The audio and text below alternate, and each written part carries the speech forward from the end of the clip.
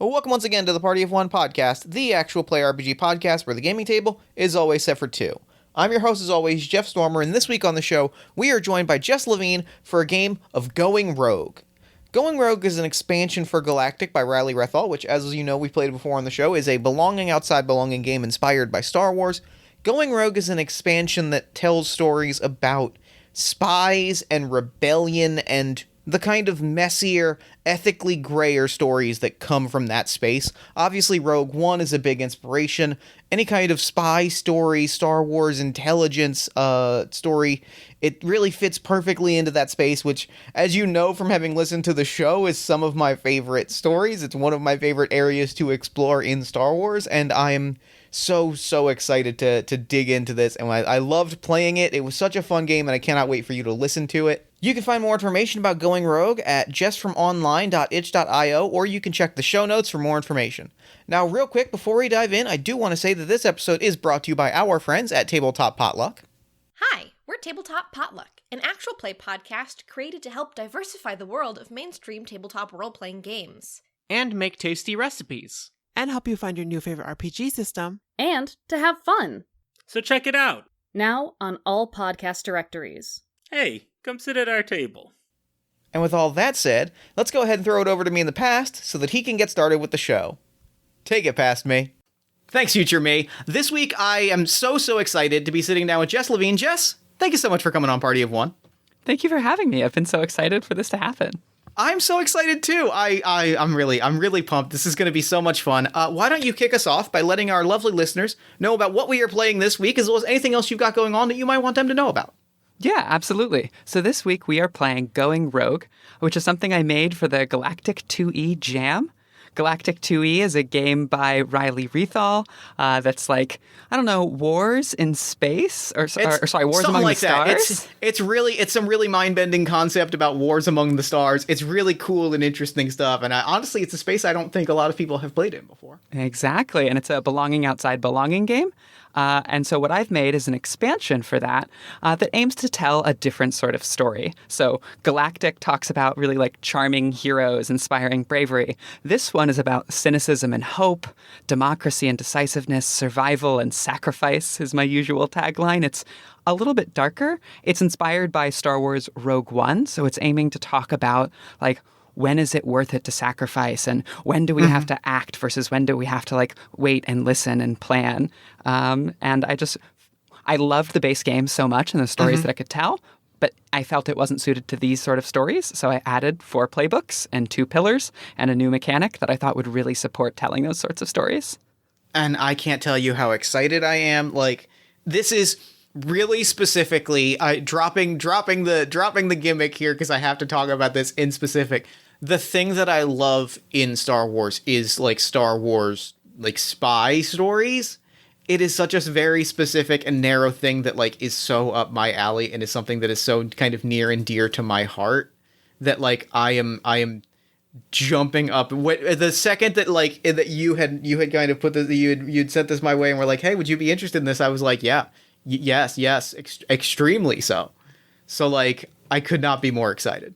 That's so exciting to hear, and it's exactly how I feel. Like, Cassian Andor is just everything to me, and Rogue One is definitely my favorite, like, version of Star Wars, my favorite movie, and so I'm so glad to share that excitement with you. Yeah, I'm really excited. So, with that said, do you want to just go ahead and dive in? Yeah, absolutely. So I suppose we start with characters? Yes, indeed. Absolutely. Would you like to introduce yours first? Absolutely. I am playing the spy. The spy is a skilled operator, highly committed but ruthless. Their power comes from their cunning, determination, and willingness to do whatever it takes. I am playing Torch Saflum. Torch, he, his pronouns.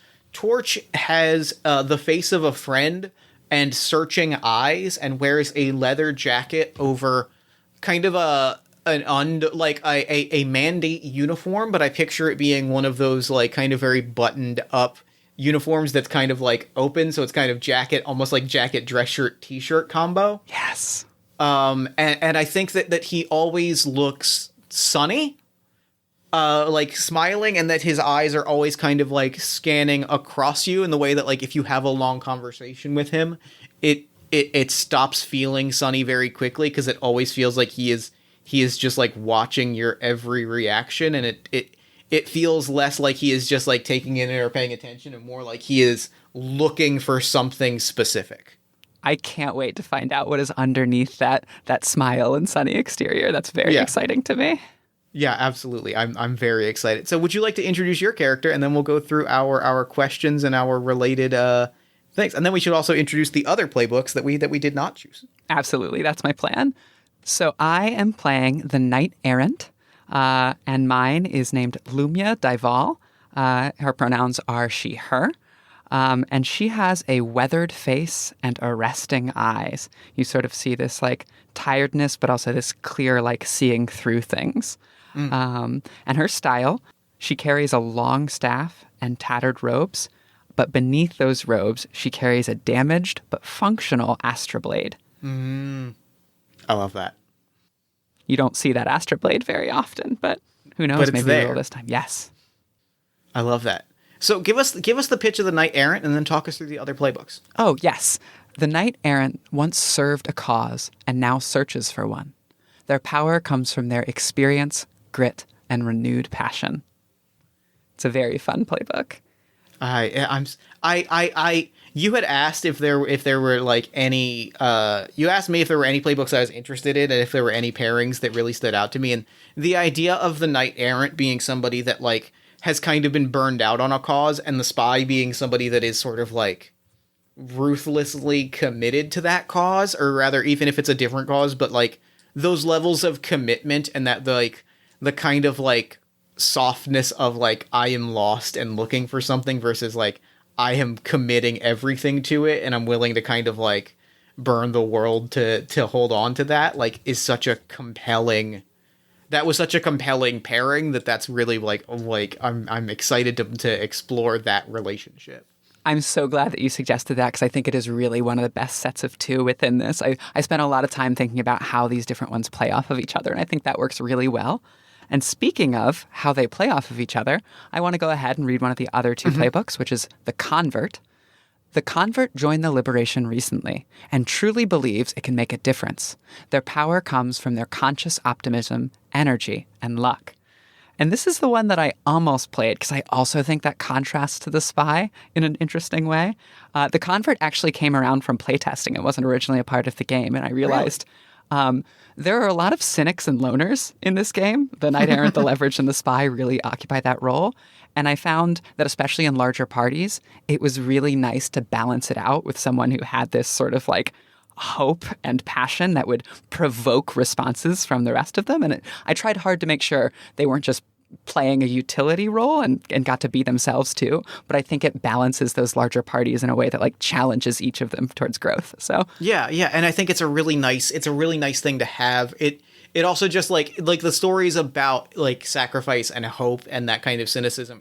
I always find it's really important to have that viewpoint of like, we are trying to do something to make our space better, and like having that clash with the ways that looks on like the people who have been around, and the ways that they have come to learn that looks like, whether or not their viewpoints or perspective is so like, it's important. It's like an important viewpoint to have.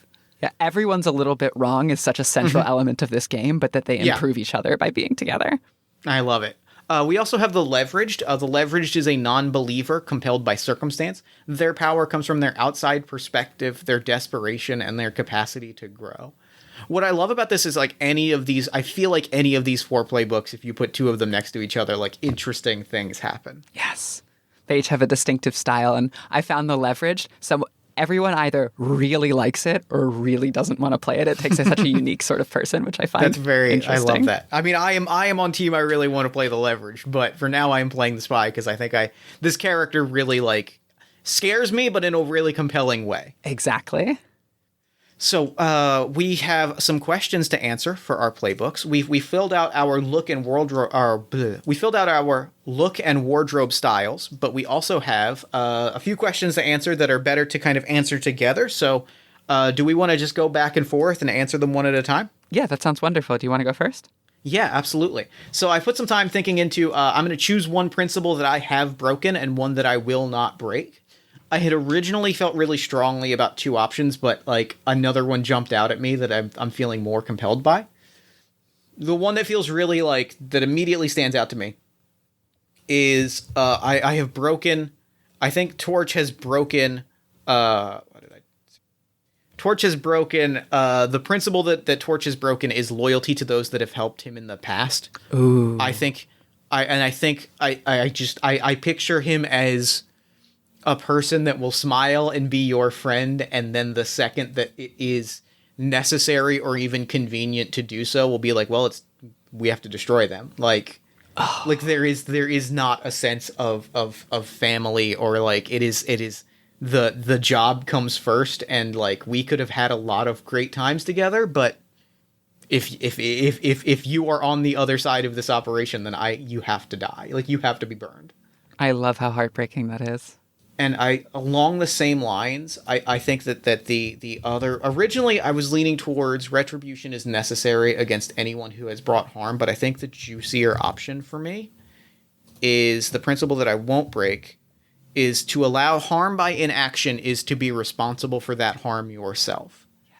I love that idea that Torch truly is like if people are going to get, if we can make an action and not doing so would cause harm, then we have no choice but to make that action. And that kind of ties really nicely into the no loyalty aspect of if ruining this relationship that is good and has been positive and beneficial to us in the past, if ruining that relationship is going to be the thing that causes or if maintaining that relationship is going to cause harm, then we have no choice but to burn them and not feel even the slightest bit bad about it.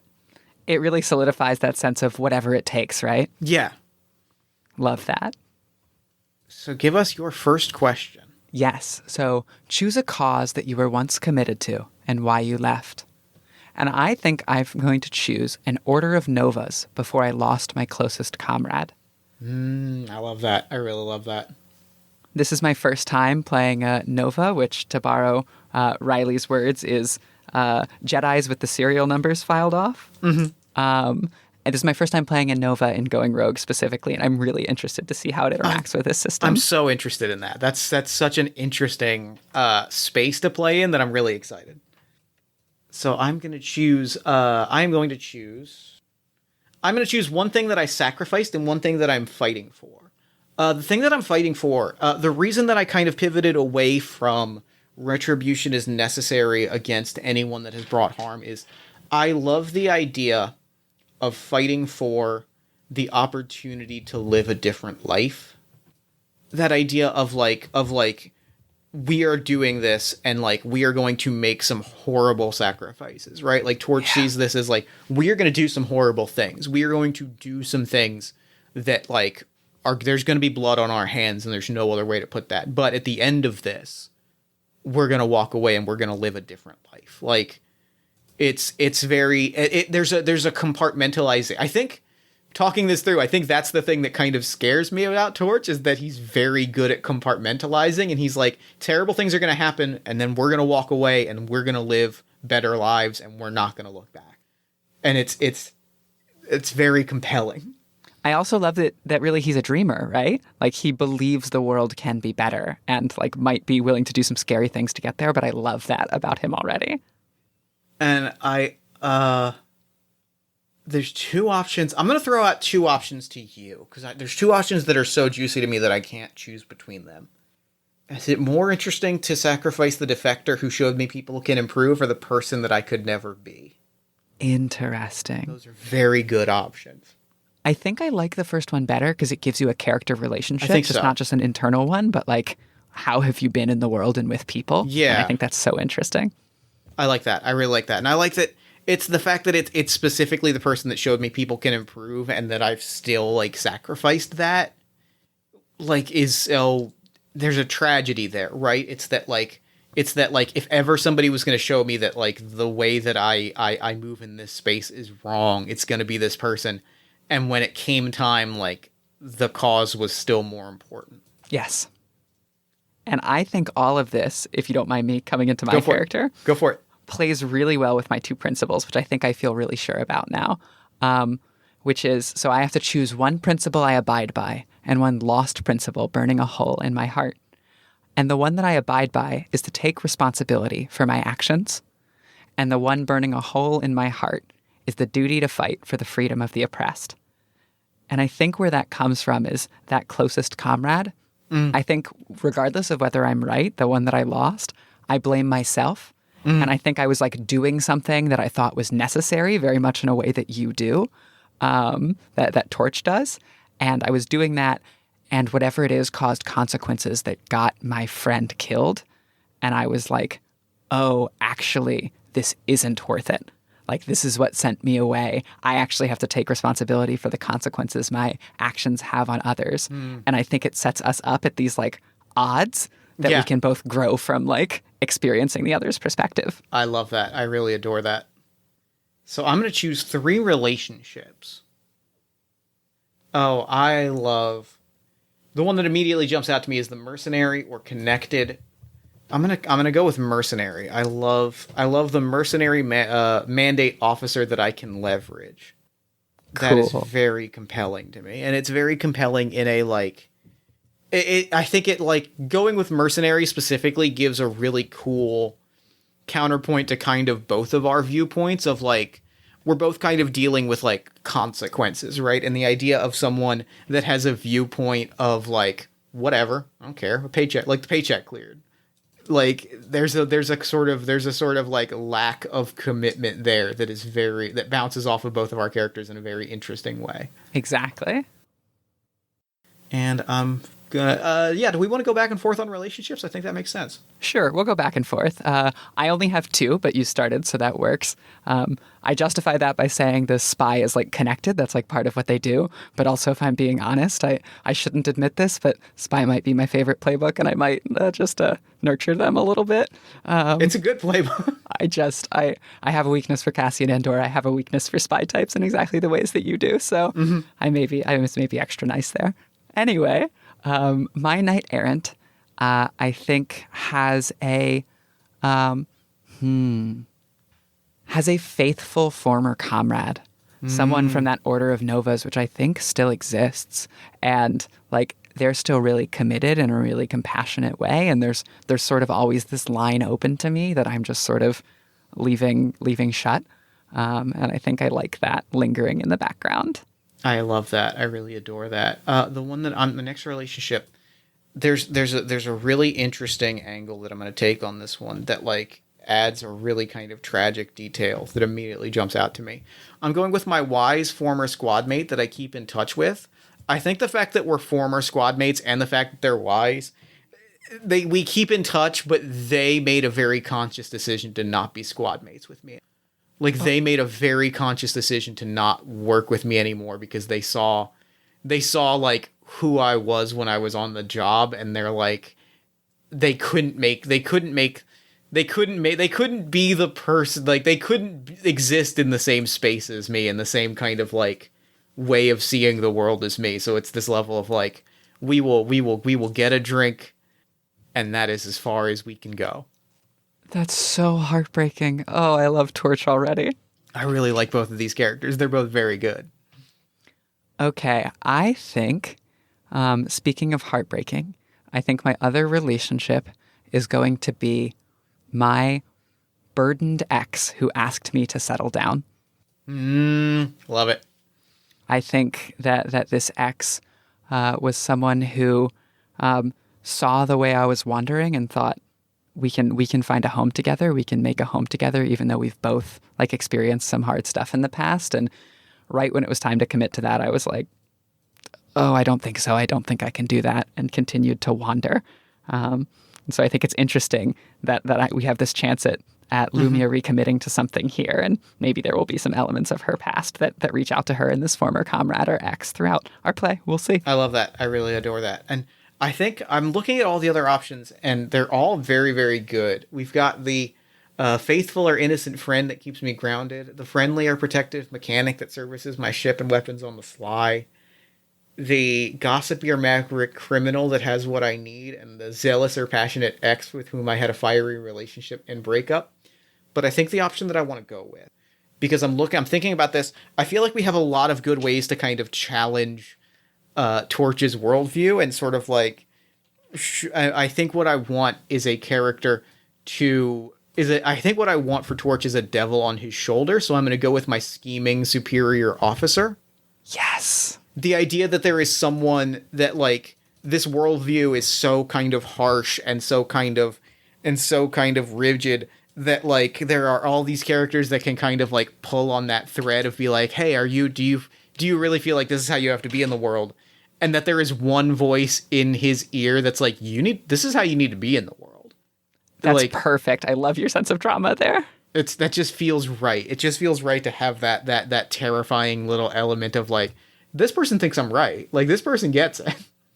God, that's awesome. So let's go ahead and why don't you ask our first left and right question, and we'll just ask both questions to each other. I actually have a different idea, if that's okay. Go for it, please.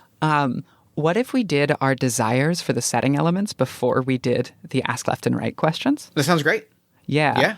One of the things I actually suggest earlier in the rulebook is that you might even want to do the desires for the parliament and the intelligence, the pillars that I added, before the rest, only for the reason that it can help know how your characters come together. And I don't really think we had much of an issue with that, but I know some players can find it hard to identify these are loners. Why would they get together? And having those desires on hand can really help shape that. I think that makes a ton of sense. Let's do it. Cool.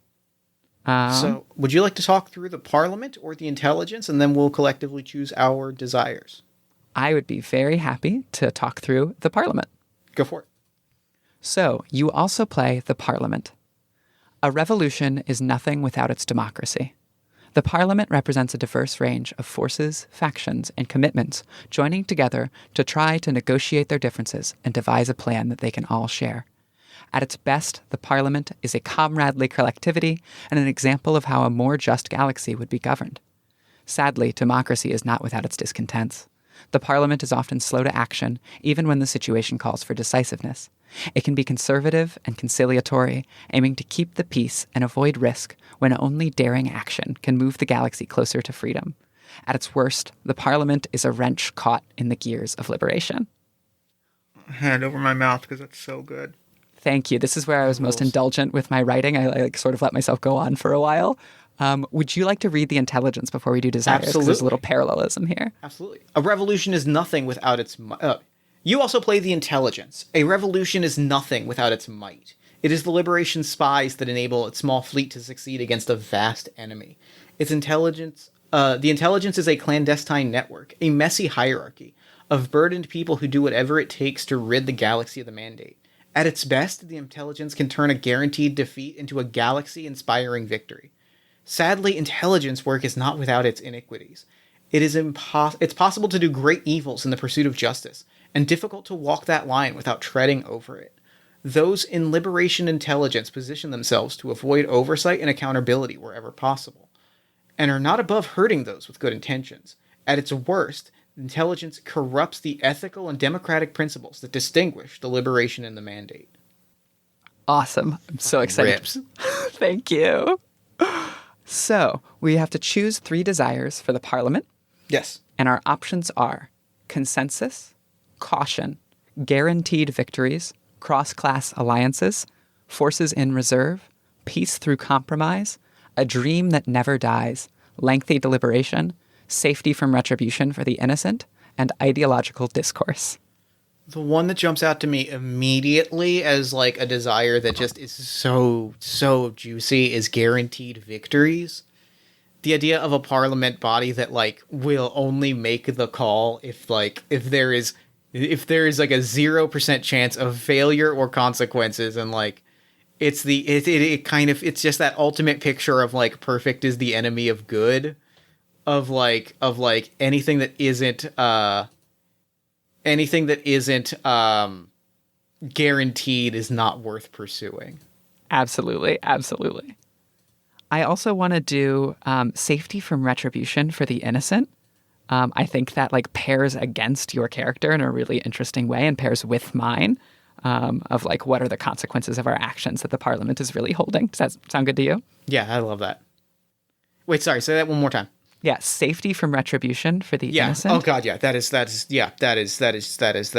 beautiful. And then I was thinking, sort of in the middle, a dream that never dies is, I think, something that both of our characters like could really benefit from. Mm-hmm. And it also means that like I love that it kind of presents the Parliament as something with a kernel of good in it, like a hope in it that like that idea that like the Parliament at its best, right? Like is this collectivity, like it says, like it's an example of how a more just galaxy. It is this idea that like the world could be better. You read my mind with exactly why I was choosing that option. Yep. One of the things I say early in the rulebook is that neither the Parliament nor the intelligence are the bad guys. They're both doing their different part of it, which has its own struggles. And I like the way we're balancing here, like the parts that are frustrating with the parts that are like, actually it has to hold this role. Yeah, I adore that. So it's very, very good. So we have 3 desires for the intelligence. Along the same lines, to bear the heaviest burden so others don't have to is a really compelling option. Like that has that positive and negative aspect to it that is so strong to me that like it's these are organizations that formed out of necessity, right? Like these are organizations that formed out of somebody had to do this, and to make the world a better place, it meant that people had to volunteer to do it. Could you read all of the desires? Would you mind that? Oh yeah, absolutely. So our desires for the intelligence are a chance to turn the tide of war, leverage over liberation members, the heads of mandate officials, reduced oversight, absolute obedience, secret mandate weaknesses, willing sacrifices, and to bear the heaviest burdens so others don't have to. And I love that you pointed out the last one, because I really love the bearing the heaviest burdens, and I think it goes well with our characters. I've also, every playtest I ran myself, someone picked that one, because I think it's a very compelling option. It very much is. I'm really interested in one of the others that we choose that really sets its sights on, like, what is the intelligence trying to gain? Like, what's its strategy? Mm-hmm. Is it going for heads? Is it bringing out the guillotine for the fascists? Or is it like looking for those weaknesses that are going to make things different, a chance to turn the tide of the war on a whole? Like, what is the intelligence going to do to make a difference? Guillotines for the fascists is real good, though. I'm absolutely down for the heads of mandate officials, I feel like. That vibe of, like, because it's that vibe of, like, that ties so perfectly with the heaviest burdens. It's like, yeah, some of these motherfuckers gotta die. Like, there are people that have actively abetted in the oppression of such a galactic scale that, like, there's not really a better option, and that the intelligence to bear those burdens has pointed its head and, like, somebody's gonna have to make this call is very good to me. I love it. I absolutely love it. And for the last one, how does it operate? Is it reduced oversight, absolute obedience, or willing sacrifices? All of those feel like they really define how the intelligence does it. They all feel very good. Do you have a thought? I may be thinking willing sacrifices, but I'm also maybe thinking reduced oversight. I think bringing up willing sacrifices is a good time to, sort of interrupt ourselves and mention the last thing that is in this rulebook that we haven't really talked about, which is a mechanic I introduce called fates. And fates are a thing that are fated to happen to your group of characters. So once you trigger a fate, once you spend a token to trigger it, you gain a number of new moves. And each time you do that move, that fate gains a token. It has a token pool like a pillar. And then those events happen in the story. It behaves like a pillar. And the fate that I offer is sacrifice. And so you go on a mission that has long odds that doesn't seem like it'll succeed. And it ends with each of the characters making the ultimate sacrifice. And we might not have time to go through a whole fate today, but I just wanted to talk about that and ask, is that a direction we would want our characters to be heading? Because if so, we could do willing sacrifices and then see if that comes up in play. And if not, then we could do maybe reduced oversight or absolute obedience. I think I want the sacrifice on the table. I think that's kind of where I'm at. So I think willing sacrifices feels right. It also feels right kind of both of our characters. If you are kind of like grappling with the consequences of your own actions, and I am like whatever it takes to make this world a better place, like it makes sense that we both are willing sacrifices already. Yeah, taking Right, responsibility for my actions really drives me to be like, well, someone's got to do it, and I guess it's going to be me. And I just need to know what that thing is going to be. I'm like pining to once again fight for the oppressed. And for you, it's really interesting because that requires you to sacrifice that other life that you could live. It really is the ultimate expression of your other principle, which I think is really cool. Yeah, I think willing sacrifices. I think I've been convinced in willing sacrifices is the right call. Awesome. Okay, do we want to go through and pick for the other elements that come from the base game? I figure we don't have to read their descriptions exactly, but just talk about them and like just pick whatever parts of it call out to us. Yeah, that sounds great. Let's start. We'll go ahead and start with deliberation, which is our serial numbers filed off rebellion. Our desires are retaliatory violence, long shot missions, hope renewed, military strategy, imagination of a better world, ideological discourse, and working together. Long shot missions. Long shot missions. Long shot missions. I think that works but hear me out. Long shot missions. Oh, I'm hearing you. I am hearing you all the way, resonating, rotating it in my mind. Yeah. Okay. Yeah, it's got to be long shot, and I also think imagination of a better world. Yes. I think, and that kind of fuels the long shot missions, right? It's that vibe of like, the Star Wars example is like, we're gonna send a bunch of what are essentially like crop duster planes into a battle station the size of a moon, so that we can shoot a missile into the thing about the size of a hyena, and blow up an entire planet-sized destruction engine. I love that, and I also love the idea that in serial numbers filed off galactic, womp rats are hyenas. Absolutely perfect. That feels like what's gotta be. Exactly. Yeah, it's that idea of we take this odds because on the other side is a world where we have achieved it, right? Yes. Like we believe we can accomplish it. Oh, I love that. I love these dreamers. I'm a dreamer myself, and I just absolutely, we will win. Yeah, I'm loving this. Would you like to pick? Would you like to read the desires for scum and villainy? Criminals. Criminals. That really is a description worth reading from the base book because it's beautiful. Yeah. It's like the other ones we'll kind of summarize, but I feel like it's important to read that one verbatim. Criminals. So our desires are uncomfortable bargains, understanding, the jackpot, secrecy, strings to pull, escape from this livelihood, fresh blood, and enough credits to get through the week. What are your thoughts? Which one jumps out to you? I think either secrecy or strings to pull makes it mesh really well with going rogue specifically. I love strings to pull. I love a crime that is somewhat organized and somewhat unorganized, but is built on this idea of do you know what feels cool to me about strings to pull? Is this idea of a criminal enterprise that never puts a hand on a gun. Ooh. Or never has to. Like that idea of like the picture of the Star Wars scoundrel is like Han Solo shooting Greedo in the cantina. But that idea of like it never has to get to that point because we just know who to lean on. It's like it's a ton of criminal outfits that just there are enough people that either have a price tag that they are happy to sell out their ideals. They had made a desperate decision at some point and like owe someone a debt.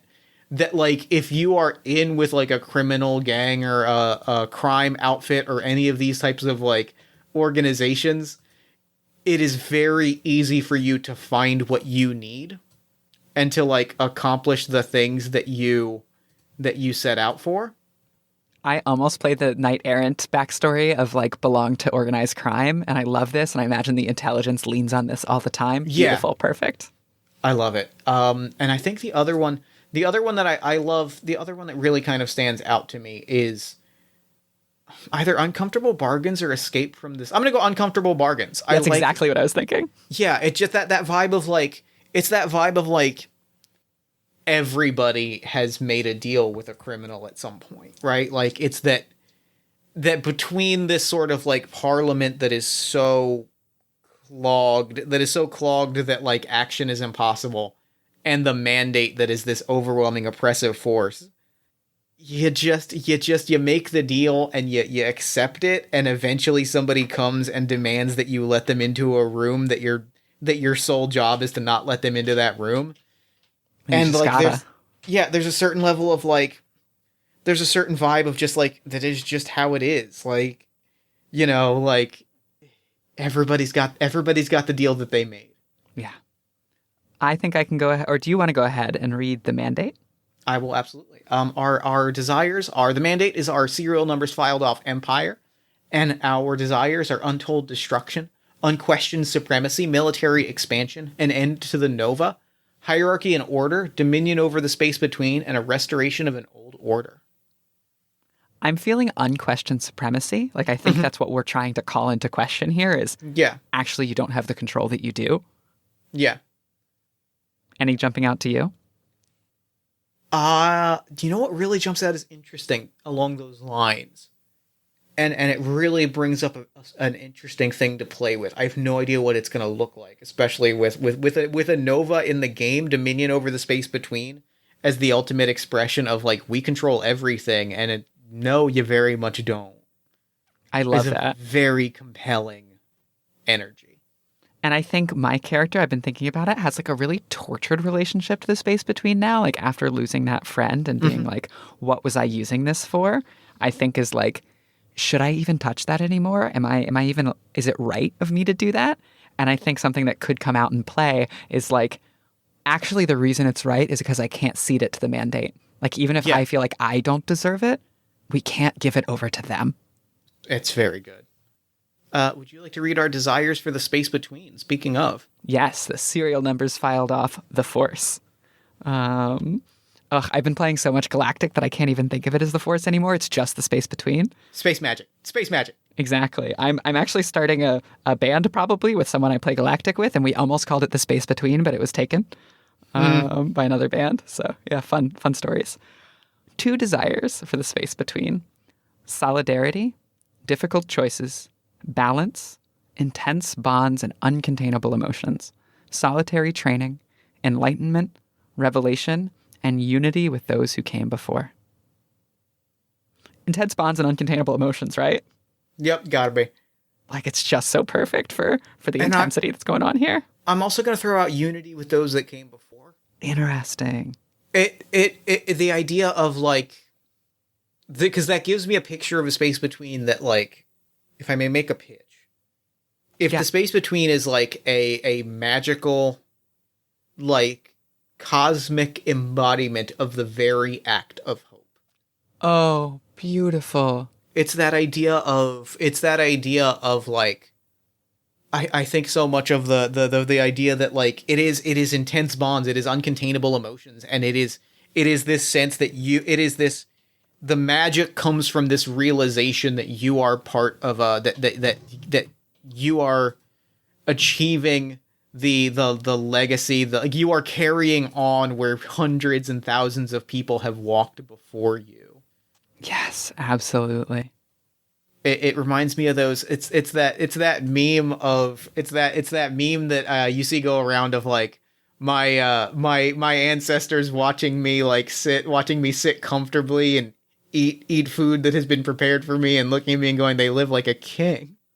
It's that vibe of like everything that I have worked for, right? Like everything I have worked for is to give a better world to the people that come after me. And it's that true sense of like, wow, you're right. We've made this world better. Imagine the magic is like, imagine what we could do in the future, and the ability to like build that, to like manifest that is magic. And that is something that somebody that is interested in unquestioned supremacy would want the most control. And it's the dream that never dies, right? Like the Parliament's desire. It's like, people have been fighting this forever and we're not there yet, but we haven't stopped. We're doing what they're doing and they were doing what we were doing. We can see ourselves in that struggle that's been going on forever. And like, I feel that in the real world too, of just like, the more I learn about history of the left and revolutionaries and communists and just being like, wow, we've been doing this for such a long time and we're still doing it because we believe it's going to work eventually. And I feel that so strongly. It's beautiful. It is a beautiful and inspiring thing, and I'm happy that I'm happy that we've given it magic powers. Yes, absolutely. Ah, good. Excellent. Okay. So do we want to ask some questions? Let's absolutely ask him some questions. All right. Would you like to ask the first question? Yeah. Though actually I might take a second and just name my order now that we have space between desires. Yep. And I think it's the order of, I don't know about gargoyles. It's more like, I'm going to go with the Guardian's Few. That's a great name. I think it's like a rotation of actually a small number of Novas who like view it as their task to like intervene. Like they have been these like freedom fighters that have been doing this. Like they just switch out every like 20 years for hundreds, if not thousands of years of just a few people who are like there when it's needed. And walking away was actually a very big deal. Like you're supposed to serve a life term in this order. Yeah. And it was like, I just can't do the things that are needed anymore. But I think having her have that background, having Lumia have that background of feeling that commitment and outside of the liberation really opens up a wealth of what she does there. Yeah, that's cool. That's really cool. Okay, so asking some questions. Did you ask me to ask first? Do you want to ask first? I can ask a question. Go ahead. Ask a question. How have my unique connections and information been invaluable to you recently? Oh, fascinating. Which really requires us to say, like, what has been bringing us together? Mm-hmm. I think it's that principle that's burning a hole in my heart, right?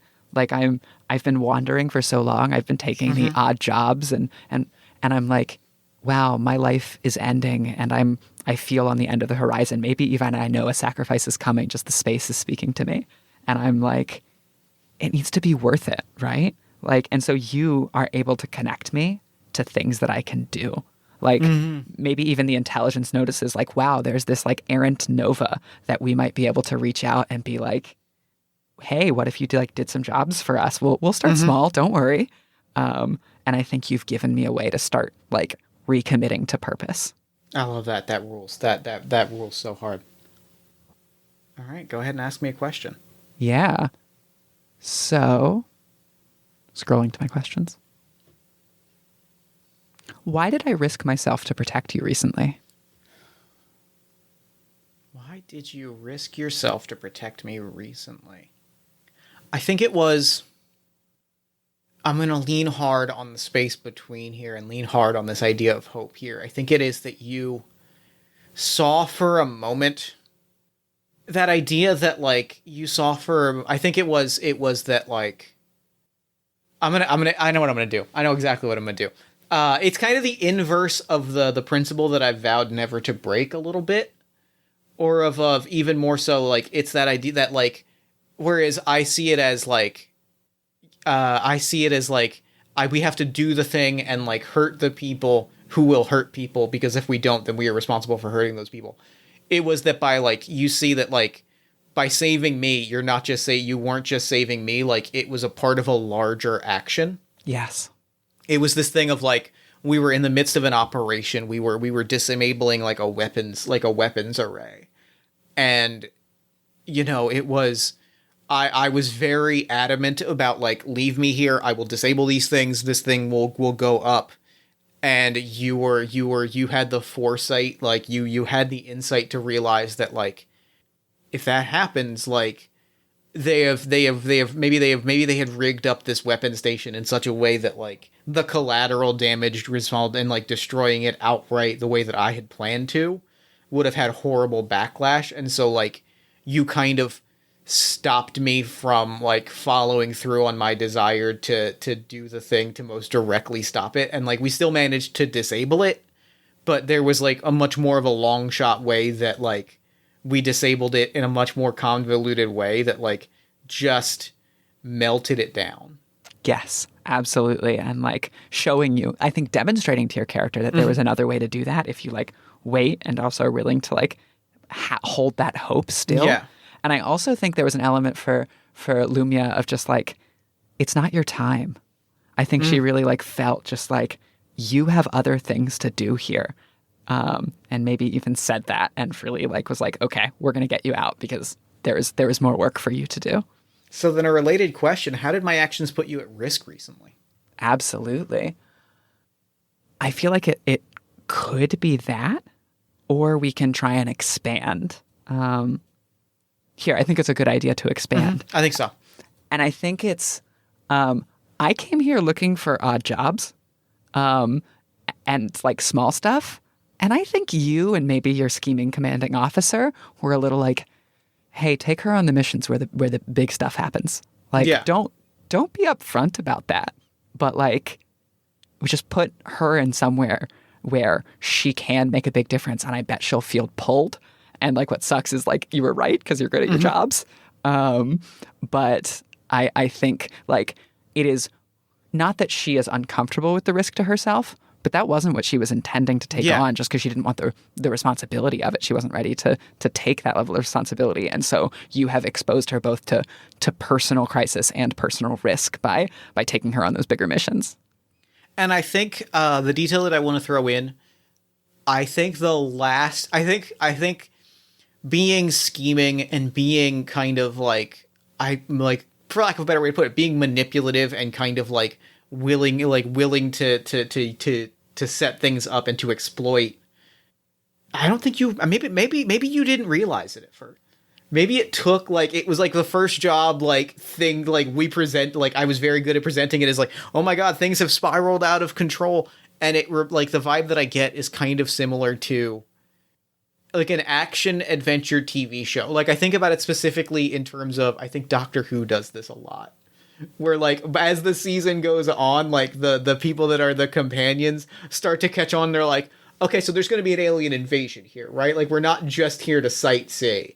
And it's that vibe that like you've just kind of crossed that line of like, oh, something is happening here. Like the last three, like this, we've just done like maybe the third assignment that like started out as this, it's a small job, we're picking up a package, and by the end of it, it's, if we don't take down this space station, like a third of the galaxy will suffer. And you've just now been like, we can't do 3 of these in a row. Like they're clearly setting this up.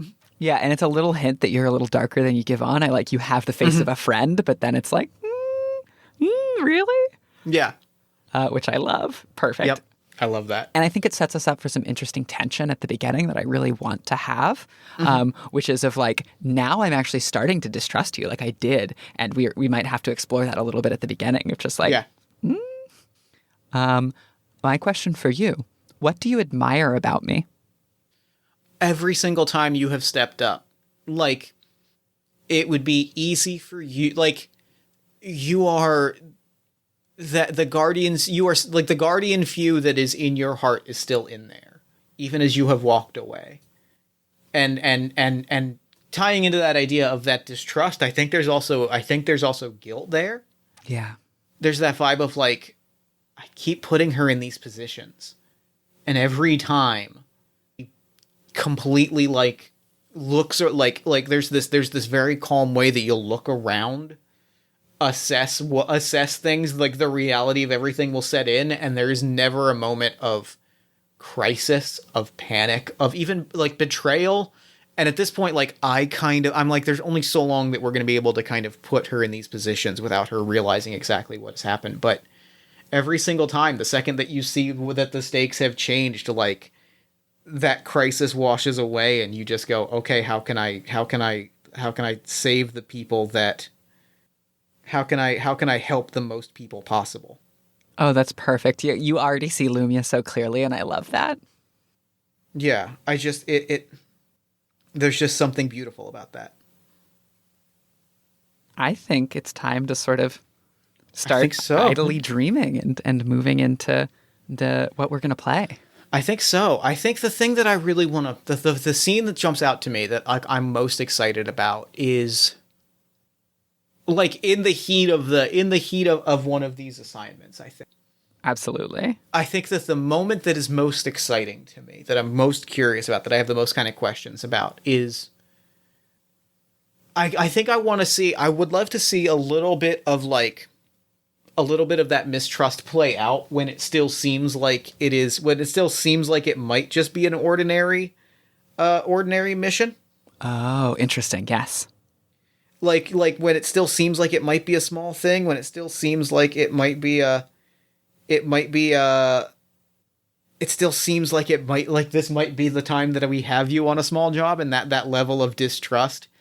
And then to see it, to kind of maybe skip ahead to like, okay, you like to prove when you have been proven right, like what that looks like. Yes.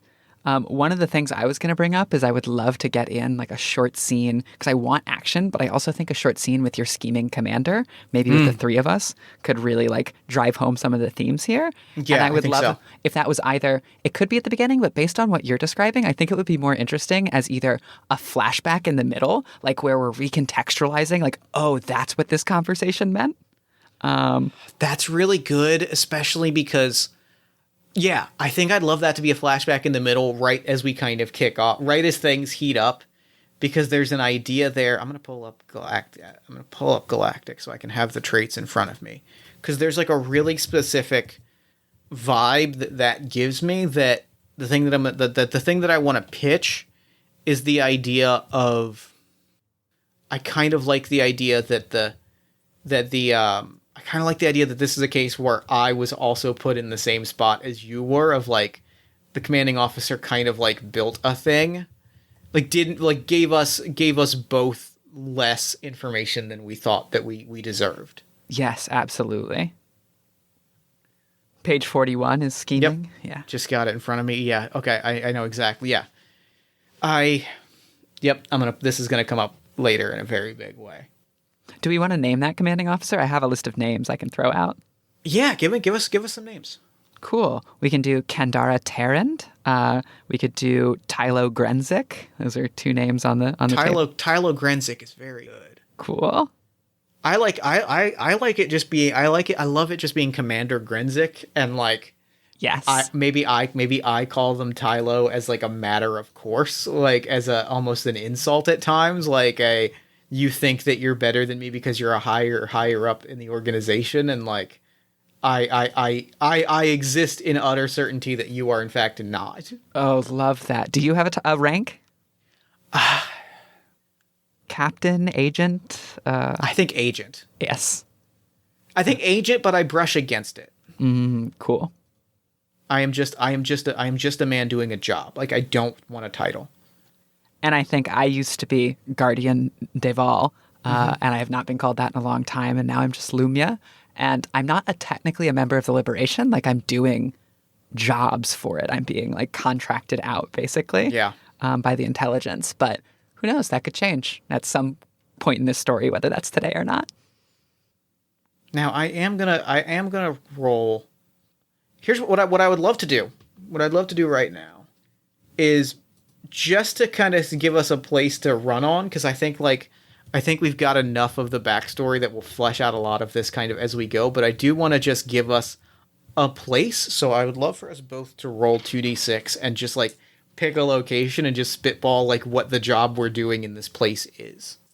I've never actually used the locations like mechanic, so I'm excited to. So I rolled a 3, which is a crowded place, and 2, which is an alleyway. I forgot to bring dice because of the kind of RPG this is, so I'm pulling that up. A 3 and a 3. Do we both need to do it? Yeah. I think because that way we'll kind of like mesh it, especially, that's a marketplace. Oh, the idea that this is like a gigantic like commercial hub and there is something happening in the back of that area is interesting to me. Yes, and it's actually very opening of Going Rogue, Rogue One. One of my favorite scenes. It really sets Cassian's tone of just like, spoilers Rogue One here, but of like, there's this person that has helped Cassian, just like the defector helped you, and it's like, oh no, we're not going to get out. I can't get out of here. And Cassian just like walks over and is like, it's going to be fine, and shoots him.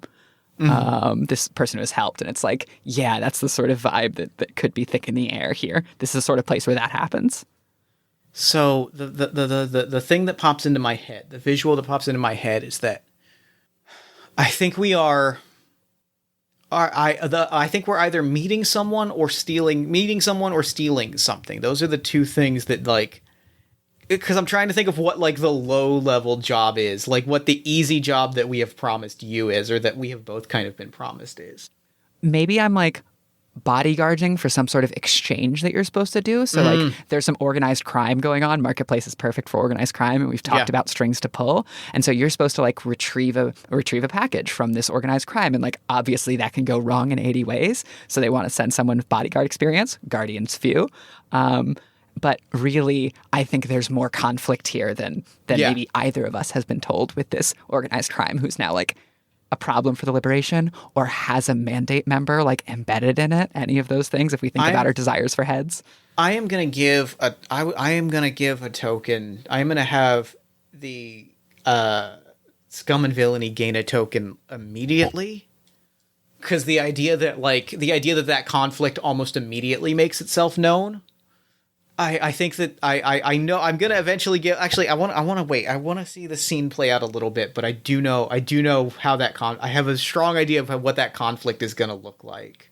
Interesting. I'm wondering about doing the same thing with the mandate of if this meshes with your idea of the foreshadow a larger threat. And maybe like right before we touch down or enter or whatever, we see a mandate person like having a conversation with someone in this organized crime outfit.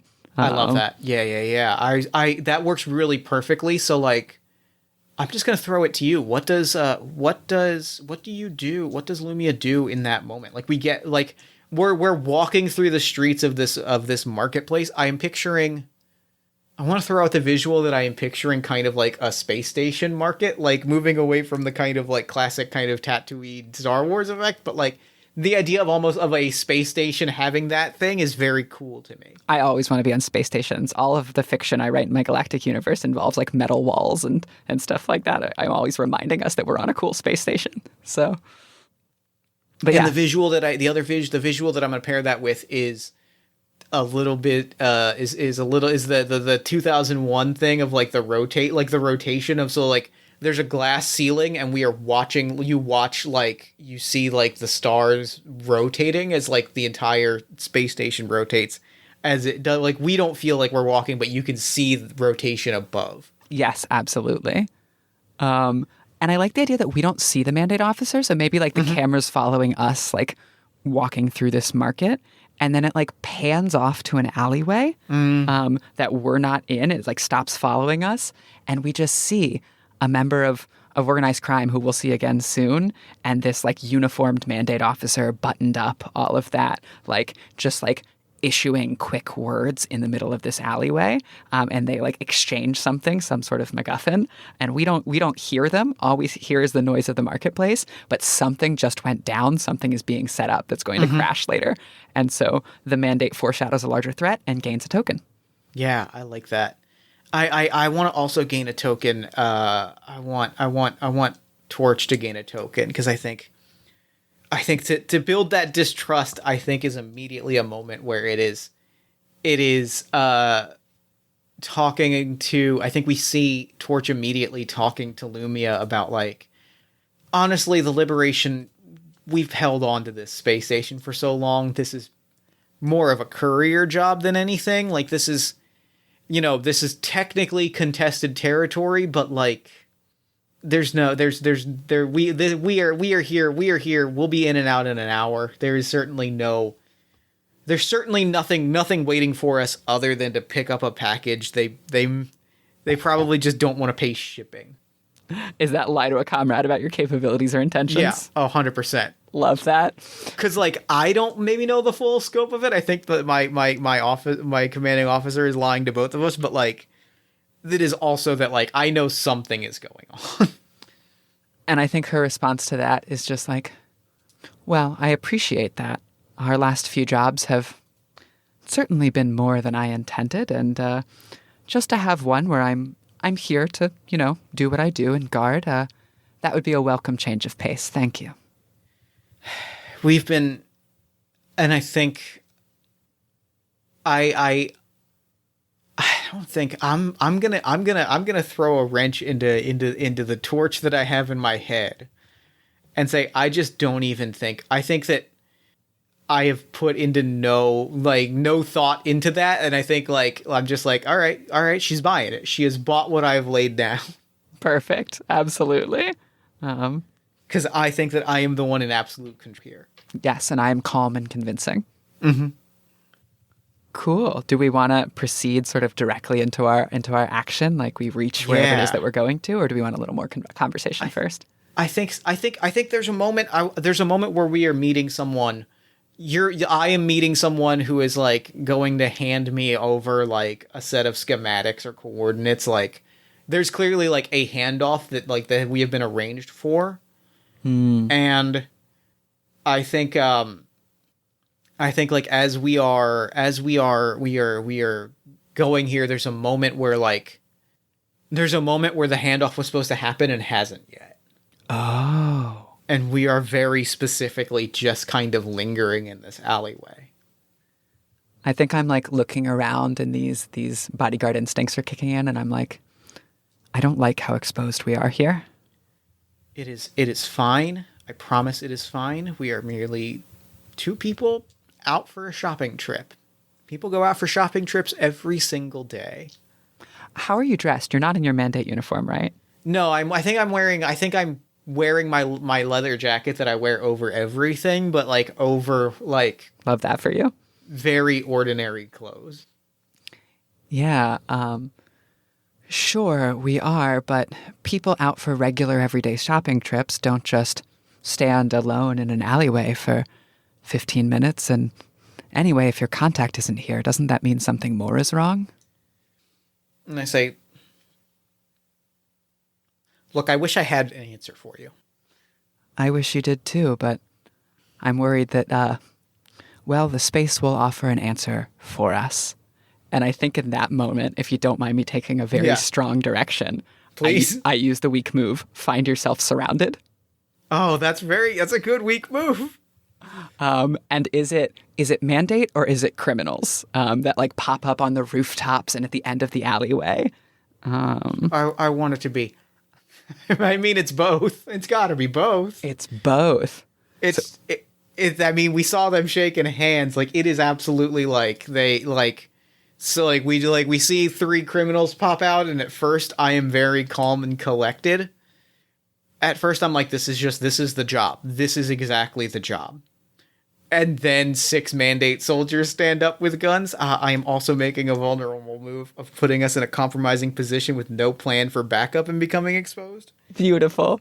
Because I think this is our flashback moment with the commander. Yes.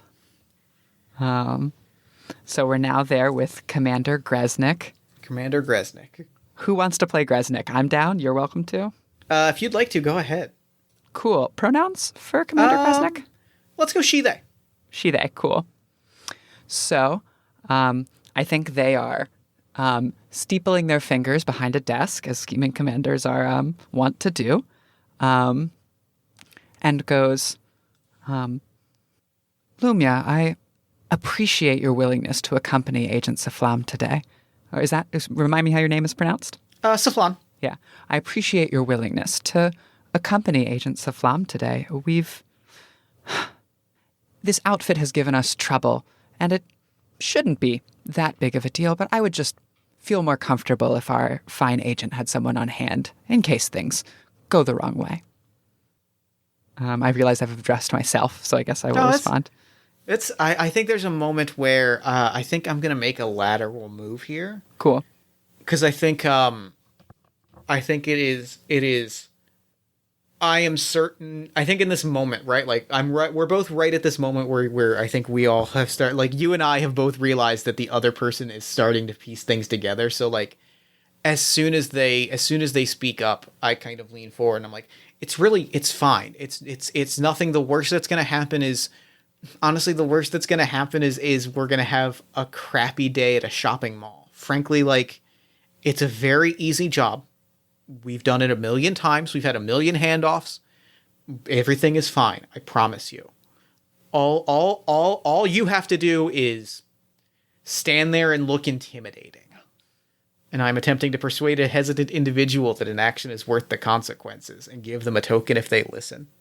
Yeah, I'm really building up a token pool here, but I think I'm going to both listen and use my vulnerable move, sigh, and join someone on their quest.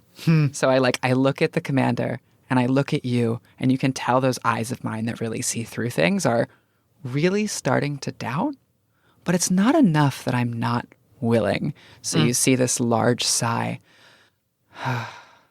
Well, that sort of task is certainly not unfamiliar to me, which I imagine is why you've brought me here in the first place. Whatever it means for us, you have my staff. And I think, was it Gresbin? Gresbin, right? Gresnik? Gresnik. I think Gresnik joins in the comforting, but she says very specifically, like, we have ample informants on site. We have arranged agreements with several of the outfits that are going to be present. This is going to be, while you will be the only members officially sanctioned by our branch of the Liberation, there you will be well protected. And I am introducing a betrayal. Yes. And gaining a token For the intelligence? Yes. Perfect. For scum and villainy, because I think these criminals have like 100% like we were promptly sold out. Excellent. And I think in this end of this flashback, I turn to Gresnik and I'm like, I trust that the intelligence has things well in hand. And then we cut back to the troopers coming out behind the criminals and like pointing their blasters at us. And I think what we see is okay. I'm going to the mandate has a token, if I'm not mistaken. Yes, I foreshadowed a threat. I would love to give that token. I would love to give that token to me.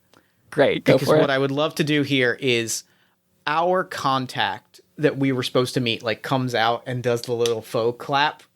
And it's like, you understand, this is just business. I let them know that you were coming, let them know that a member of the Guardian Few had been assigned to security, and starts to monologue, and then 3 blaster shots go off and they go down. And it is clear that the mandate has had no loyalty to this person that has sold us out, and also that like there is no grander plan here. Oh, it is beautiful. It is just like as soon as this contact started to gloat, the troopers are just like, no, we were given our orders. I think I slyly say to you, well in hand, huh? I promise you, this is where we need to be. This is what we have to do, and what we have to do is...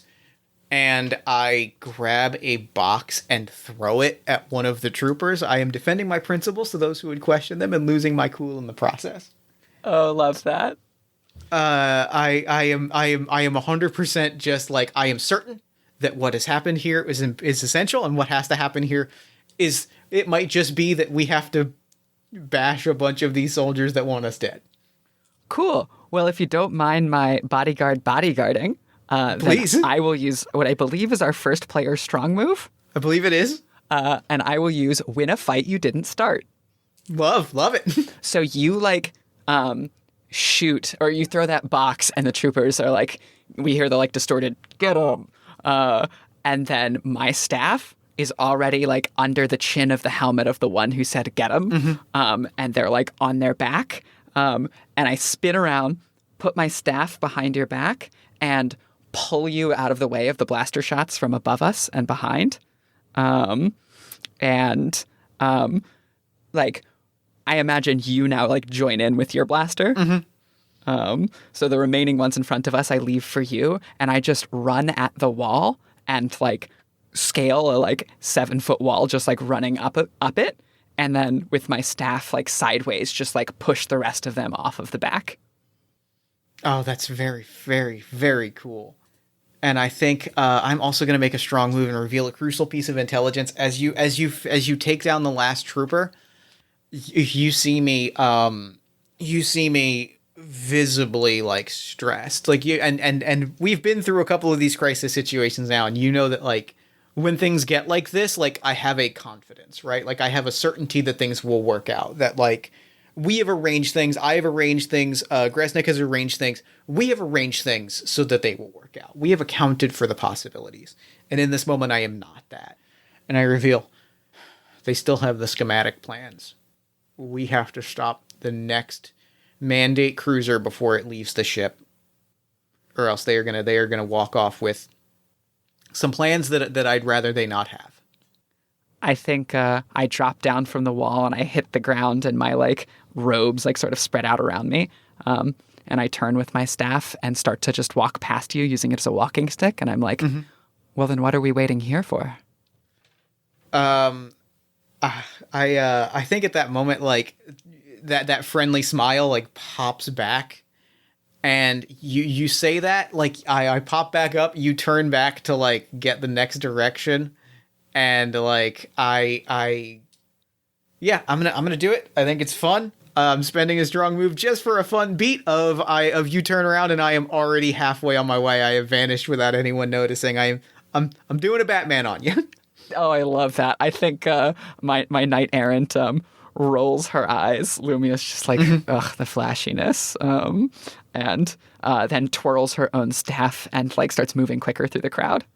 And so I think that we cut ahead to like the schematics to some kind of, maybe there's a bit of a flashback here. And this actually might be an intelligence move. Let me look at my intelligence moves here.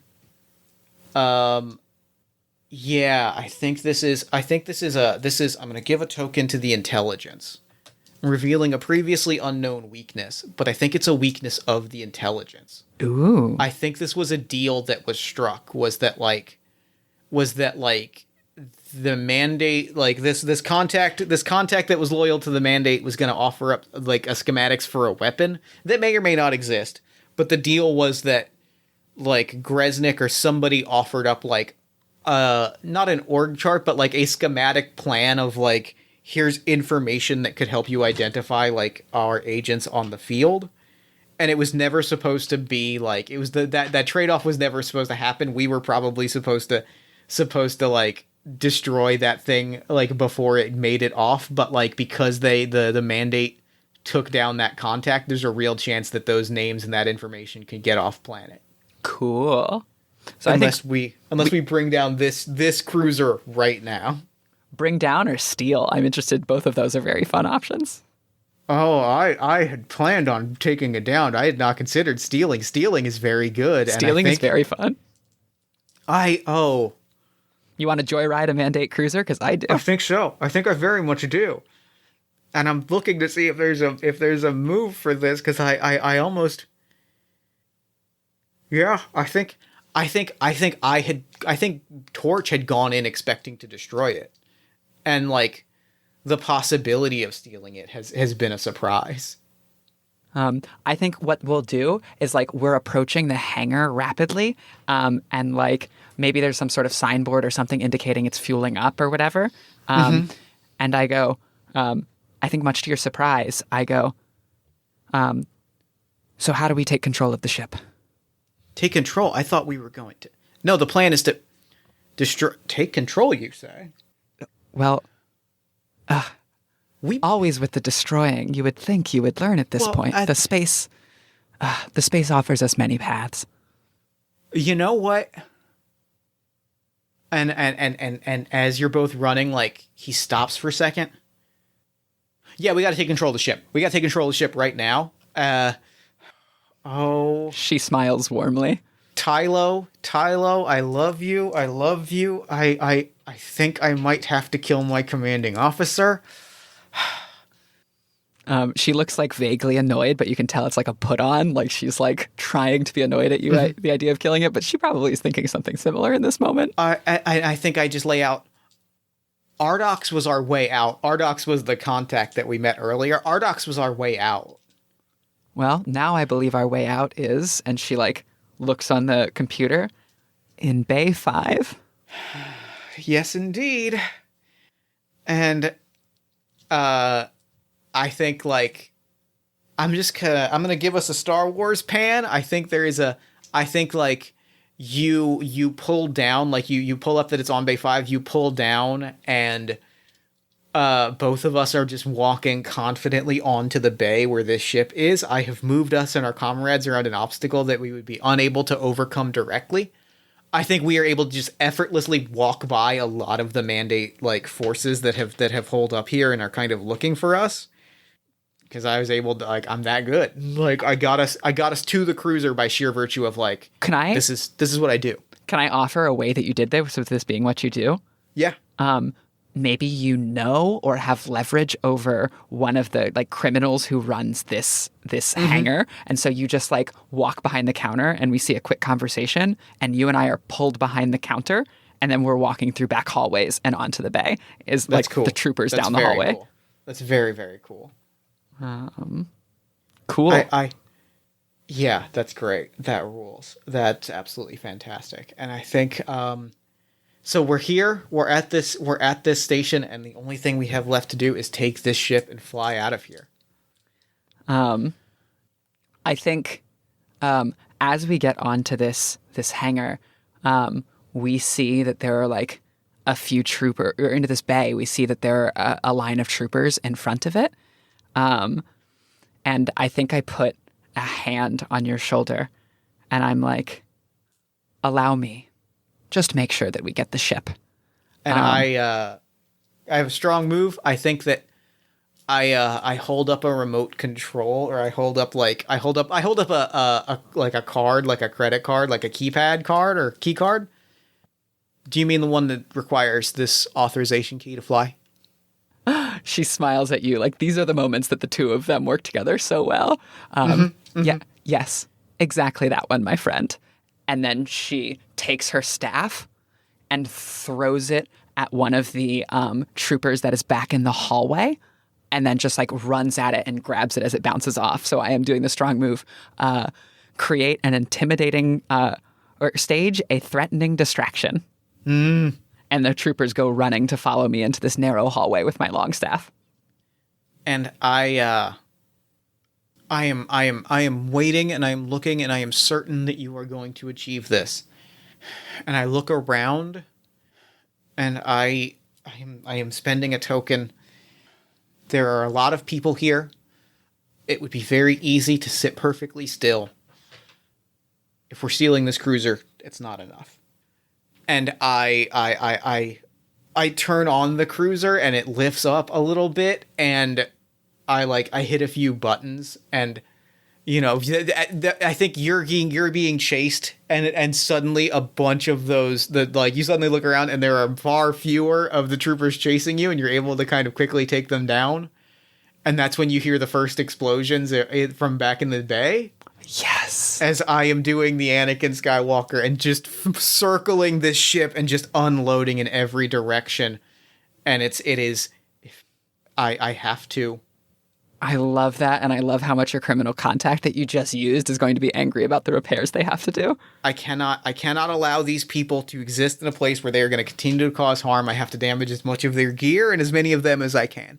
Absolutely. You absolutely do. And the moment you do that, I'm like, well, that is my exit. I don't say that out loud, but that's my thought. And I think I like pivot and like I start running back, and I actually jump like a heavy laser bolt that's coming out of your ship.